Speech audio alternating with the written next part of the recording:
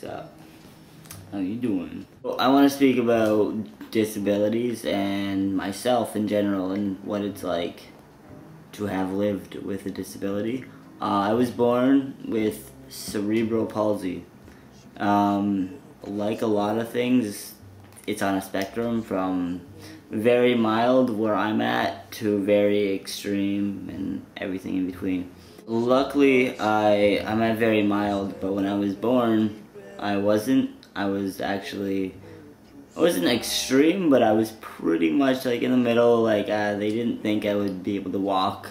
I was told that all my motor skills, hands, arms, all that stuff, were gonna be really slow, and I guess my parents just didn't think that was an option. I don't know. They put me in a lot of therapy. Hated it, but it was necessary. I was very close to killing myself a couple times in high school, because knowing that you're different than everyone else, and with the society that we live in, that's not okay to be different and having a disability which you cannot choose to have. It's not a choice, it just sort of happens, and you have to learn to deal with it. And on the day of my birth, I had some complications apparently, coming out feet first instead of head first. You're not supposed to do that. I don't know, I break rules, what can I say? It's just, see, I've been doing it since I was born. But so I was coming out feet first, and the nurse, while I was already coming out, tried to put me back in, but in the process broke my leg. And then pushed me back in, and then as that happened, I took my first breath. Maybe it's shock. When that happened, I died. So when I actually came out, I wasn't breathing. Because I took my first breath inside, swallowed water, or like gross stuff there. I'm gonna call it water for everyone's sake, and mine too. But I choked on that. So when I came out, I guess they hit a panic button, and about 8 people ran in, got me, revived me. I was an incubator, and that ultimately saved my life, but it was always kind of a struggle. I just had a lot of problems with my legs, and because I died before I was born, from what I understand, at that moment, that first breath is kind of crucial, because it kind of makes connections in your head work, and sometimes it can stop certain connections from working. And because of that, I shake, especially when I'm nervous. It's like a neurological thing.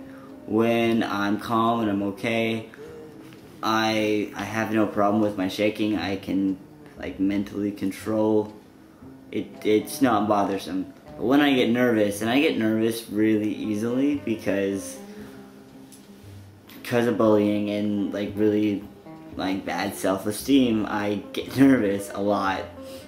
I get really anxious, and when I get anxious and nervous, I shake, and it's uncontrollable shaking.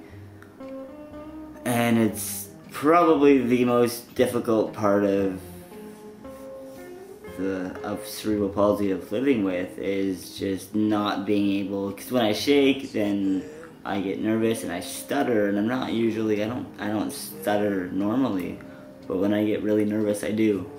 And no, it sends, my brain goes into haywire. It just doesn't make any sense, and it's overfiring, and it's confused, and it just fireworks going off in my head.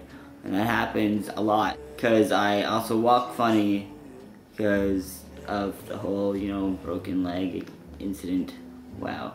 I also walk with an impediment, and when I was little, it was really bad. My foot would be completely inwards, and my other one would be straight.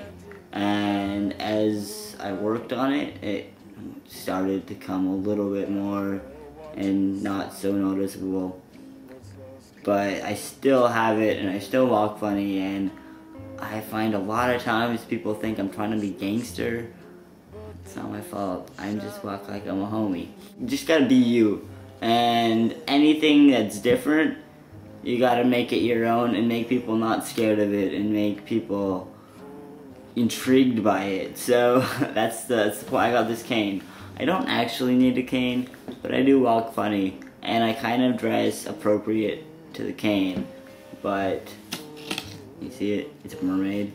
I like mermaids quite a bit, but I decided that although I have these problems that I can't help, that they're just permanent, they're who I am, they're like the scars that I have or the tattoos that I have, they're part of me, and why not make them one of the best parts of me and make me stand out and be different and be exciting and decide that I don't care what people say and what people think of me. You gotta take a stand. You just gotta be who you are and just make up that person. Be anyone you want to be. If you don't have a disability, if you just feel a little awkward, or say you have a name and it doesn't suit you, you can change it. You can be who you are, be who you want to be. And that's who you should strive to be.